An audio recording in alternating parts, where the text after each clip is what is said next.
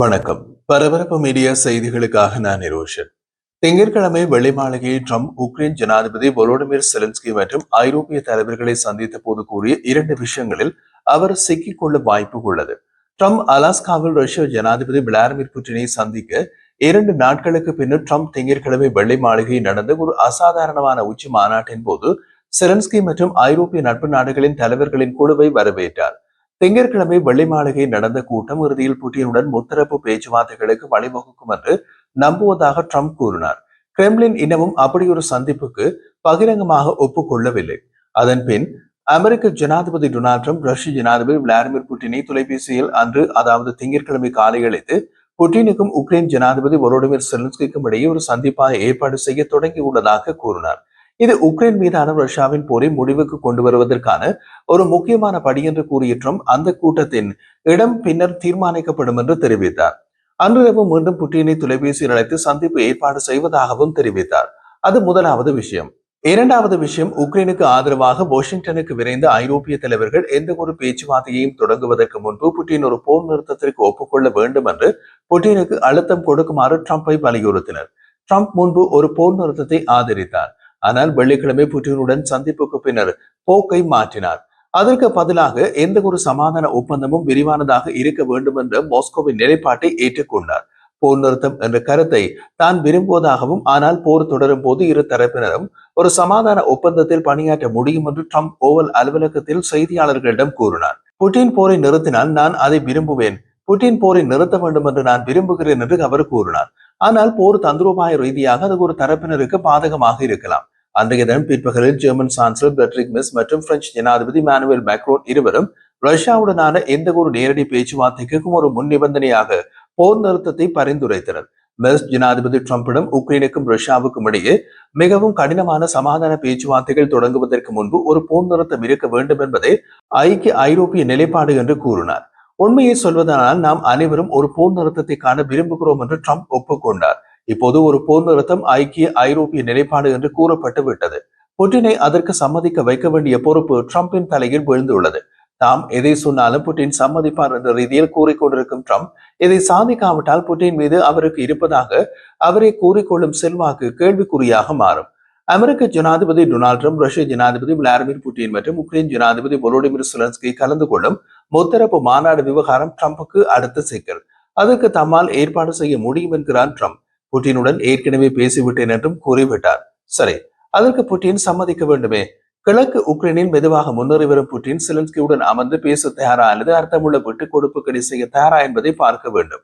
Putin போரை முடிவுக்கு கொண்டு வர விரும்புகிறார் என்று மீண்டும் மீண்டும் கூறிய ட்ரம்ப் திங்கட்கிழமை புட்டினுடன் பேசியதாகவும் ஐரோப்பிய தலைவர்களின் பேச்சுவார்த்தைக்கு பின்னர் புட்டினை தொலைபேசியில் அழைப்பதாகவும் கூறினார்.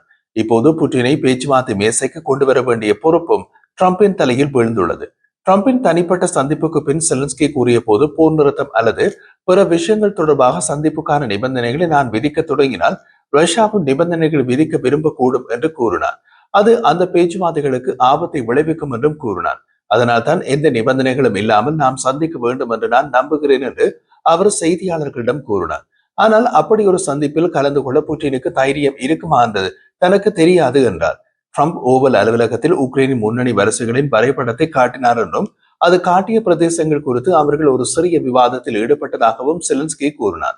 ஆனால் நாங்கள் வாதிடவில்லை என்று அவர் கூறினார். நாங்கள் உண்மையிலேயே அன்பான, நல்ல மற்றும் கணிசமான உரையாடலை நடத்தினோம் என்று செலன்ஸ்கி கூறியிருந்தார். அமெரிக்க ஜனாதிபதி டொனால்ட் ட்ரம்புடனான தொலைபேசி அழைப்பின் போது அடுத்த 2 வாரங்களுக்குள் உக்ரைன் ஜனாதிபதி volodymyr zelenskyயை சந்திக்க ரஷ்ய ஜனாதிபதி விளாடிமிர் புட்டின் ஒப்புக்கொண்டதாக ஜெர்மன் ஆட்சித் தலைவர் பெட்ரிக் மிஸ் தெரிவித்தார். அதாவது புட்டின் ட்ரம்பிடம் கூறியதாக ட்ரம்ப் பெட்ரிக் மிஸ்ஸுக்கு கூறிய தகவல் இது. அப்படியானால் ட்ரம்ப் ஏன் அதை பகிரங்கமாக கூறவில்லை? பின்லாந்து ஜனாதிபதி அலெக்சாண்டர் ஸ்டப் கூறிய போது வெள்ளை மாளிகையில் நடந்த சந்திப்பின் போது அவர்கள் எடுத்த முடிவை ஜனாதிபதி டொனால்ட் ட்ரம்ப் ஜனாதிபதி விளாடிமிர் புட்டினிடம் தெரிவிக்க வேண்டும் என்று மேற்கத்திய தலைவர்கள் கேட்டுக்கொண்டதாக தெரிவித்தார். ட்ரம்ப் புட்டினை தொலைபேசியில் அழைக்கும் முடிவு குறித்து அவர் கூறினார். புட்டினுக்கும் உக்ரைன் ஜனாதிபதி volodymyr zelenskyக்கும் இடையில் இருதரப்பு சந்திப்பை பரிந்துரைப்பதே அவர்களின் நோக்கங்களில் ஒன்று என்றும் ட்ரம்ப் கூறினார். முத்தரப்பு சந்திப்புக்கு புட்டின் ஒப்புக்கொண்டதாக ட்ரம்ப் கூறியதாக பின்லாந்தின் ஜனாதிபதி அலெக்சாண்டர் ஸ்டப் கூறினார். ட்ரம்பும் புட்டினும் அந்த தொலைபேசி அமைப்பில் என்ன சொன்னார்கள் என்பது குறித்த விவரங்கள் அவர் வழங்கவில்லை. அதாவது புட்டினிடம் ட்ரம்ப் கூறியதாக ட்ரம்ப் அலெக்சாண்டர் ஸ்ட்ரப்புக்கு கூறிய தகவல் இது. மீண்டும் அதே சந்தேகம். அப்படியானால் ட்ரம்ப் அதை ஏன் பகிரங்கமாக கூறவில்லை? பொதுவாக இது போன்ற முக்கிய விஷயமாக இருந்தால் ட்ரம்ப் அதிகாலை நேரத்தில் கூட சமூக வலைதளத்தில் அறிவித்து விடுவார். அதனால் தான் இது சந்தேகத்தை ஏற்படுத்துகிறது. இந்த இடத்தில் சற்று பின்னோக்கி போகலாம். உக்ரைன் ஜனாதிபதி வோலோடிமிர் செலன்ஸ்கி மற்றும் பிற ஐரோப்பிய தலைவர்களுடனான மூடி அறை சந்திப்பின் போது ட்ரம்ப் அந்த சந்திப்பை சிறிது நேரம் இடைநிறுத்திய பின்னர் மற்றொரு அறைக்கு சென்று புட்டினுடன் தொலைபேசியில் பேசிவிட்டு திரும்பினார் என்று இந்த விஷயத்தை நன்கு அறிந்த ஒருவர் CNN-இடம் கூறினார். இந்த செய்தியை முதலில் ஜெர்மன் செய்தித்தாள் பில்ட் வெளியிட்டது. வெள்ளை மாளிகையில் புட்டினுடனான ட்ரம்பின் தொலைபேசி அழைப்புக்கு பிறகு ஐரோப்பிய தலைவர்களுடனான பேச்சுவார்த்தைகள் தொடர்ந்தது என்று ஜெர்மன் ஊடகம் தெரிவித்தது. கிரெம்ளினின் உயர்மட்ட உதவியாளர் ஒருவர் இந்த தொலைபேசி அழைப்பினை உறுதி செய்துள்ளார். புட்டின் வெளியுறவு கொள்கை உதவியாளர் யூரி உஷாகோவ் அது பற்றி கூறிய போது அமெரிக்க ஜனாதிபதி டொனால்ட் ட்ரம்ப் மற்றும் ரஷ்ய ஜனாதிபதி விளாடிமிர் புட்டின் திங்கட்கிழமை நேர்மையான மற்றும் மிகவும் ஆக்கப்பூர்வமான தொலைபேசி அழைப்பை மேற்கொண்டதாக தெரிவித்தார். சுமார் 40 நிமிட தொலைபேசி அழைப்பின் போது ஐரோப்பிய தலைவர்களுடனான தனது பேச்சுவார்த்தைகள் குறித்து ட்ரம்ப் புட்டினுக்கு தெரிவித்ததாக கூறினார். ரஷ்யா மற்றும் உக்ரைன் பிரதிநிதிகளுக்கு இடையே நேரடி பேச்சுவார்த்தைகளுக்கு ரஷ்ய ஜனாதிபதி தமது ஆதரவை வெளிப்படுத்தினார் என்றும் அவர் கூறினார். அதாவது அவரது கூற்றின்படி ரஷ்யா மற்றும் உக்ரைன் பிரதிநிதிகளுக்கு இடையே நேரடி பேச்சுவார்த்தைகளுக்கு தான் புட்டின் ட்ரம்பிடம் சம்மதம் தெரிவித்தார். புட்டின் செலன்ஸ்கி ட்ரம்ப் முத்தரப்பு சந்திப்புக்கு புட்டின் ஒப்புக்கொண்டதாக யூரி உஷாகோவ் கூறவில்லை. மற்றொரு அறையில் புட்டினுடன் தொலைபேசியில் பேசிவிட்டு திரும்பிய ட்ரம்ப் 2 வாரங்களுக்குள் முத்தரப்பு சந்திப்புக்கு தயார் என்று புட்டின் கூறியதாக சும்மா அடித்து விட்டிருக்கிறார் போலிருக்கிறது. ஜனாதிபதி டொனால்ட் ட்ரம்புடன் ஒரு உயர்மட்ட உச்சி மாநாட்டுக்கு சென்று பெரும்பாலான ஐரோப்பிய தலைவர்கள் ஏற்கனவே வெள்ளை மாளிகையை விட்டு வெளியேறிவிட்டனர் என்று வெள்ளை மாளிகை அதிகாரி ஒருவர் மாலை 7 மணிக்கு முன்னதாக கூறினார். எஞ்சியிருக்கும் எவரும் விரைவில் புறப்படுவார்கள் என்று எதிர்பார்க்கப்படுகிறது என்று அந்த அதிகாரி கூறினார். வெள்ளை மாளிகை ஒரு மூடியை வெளியிட்டுள்ளது. மூடி ஒன்று வெள்ளை மாளிகையில் வெளியிடுவது என்பது ஒரு சம்பிரதாயம். வெள்ளை மாளிகையில் ஒரு மூடியை வெளியிட்டால் அதன் பின் அன்று முழுவதும் ஜனாதிபதி பொது இடங்களில் காணப்பட மாட்டார். வெள்ளை மாளிகையில் ட்ரம்புடனான சந்திப்புக்கு பின்னர் ஐரோப்பிய தலைவர்கள் தங்கள் சொந்த செய்தி விளக்கங்களை வழங்குவதற்காக பிரிந்து சென்றனர்.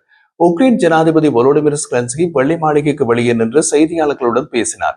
பிரெஞ்சு ஜனாதிபதி இமானுவேல் மேக்ரோன் வெள்ளை மாளிகையில் இருந்து 1.5 மைல் தொலைவில் வாஷிங்டனில் உள்ள உயர்மட்ட பகுதியில் உள்ள பிரெஞ்சு தூதரின் இல்லத்திலிருந்து செய்தியாளர்களுடன் பேசினார். செலன்ஸ்கி போரை முடிவுக்கு கொண்டு வருவது குறித்து விவாதிக்க புட்டினை நேரடியாக சந்திக்க தயாராக இருப்பதாகவும் அந்த சந்திப்பின் முடிவை பொறுத்து ட்ரம்ப் பேச்சுவார்த்தைகளில் சேரலாம் என்றும் கூறுகிறார்.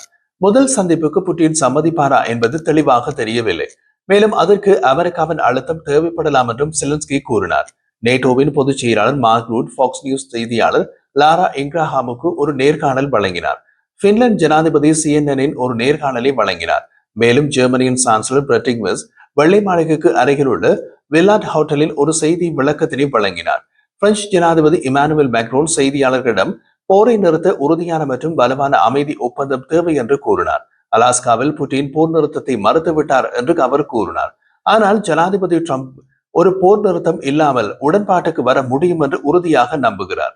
உக்ரைன் மீதான குண்டுவீச்சை நிறுத்துவதே அன்றைய சந்திப்பின் முக்கிய அம்சமாக இருந்தது. போர் நிறுத்தம் இல்லாமல் அது சாத்தியமில்லை. என்ன நடக்கிறது என்பதை பார்ப்போம் என்று மேக்ரோன் கூறினார். ஜனாதிபதி மேக்ரோன் மேலும் கூறிய போது புட்டின் ஆயுத பலத்தால் தான் விரும்பியதை வெல்ல முடியும் என்று நினைத்தால் அவர் அமைதி பேச்சுவார்த்தைக்கு தயாராக இருக்க மாட்டார். ஜனாதிபதி புட்டின் அமைதியை விரும்புகிறார் என்று நான் நம்பவில்லை. உக்ரைனை பலவீனப்படுத்த முடிந்தவரை அதிக நிலப்பரப்பை பெறுவதே அவரது இறுதி இலக்கு. ரஷ்ய படைகள் மீண்டும் உக்ரைனுக்குள் நுழைய முயற்சிக்காதபடி பாதுகாப்பு உத்தரவாதங்களும் அமைதி காக்கும் நடவடிக்கைகளும் தேவைப்படும் என்று அவர் கூறினார். ரஷ்யாவும் உக்ரைனும் பிரதேசங்களை மாற்றிக்கொள்வது குறித்து ஐரோப்பிய தலைவர்களுக்கும் ட்ரம்புக்கும் இடையே எந்த விவாதமும் இல்லை என்று பிரெஞ்சு ஜனாதிபதி மேக்ரோன் கூறினார்.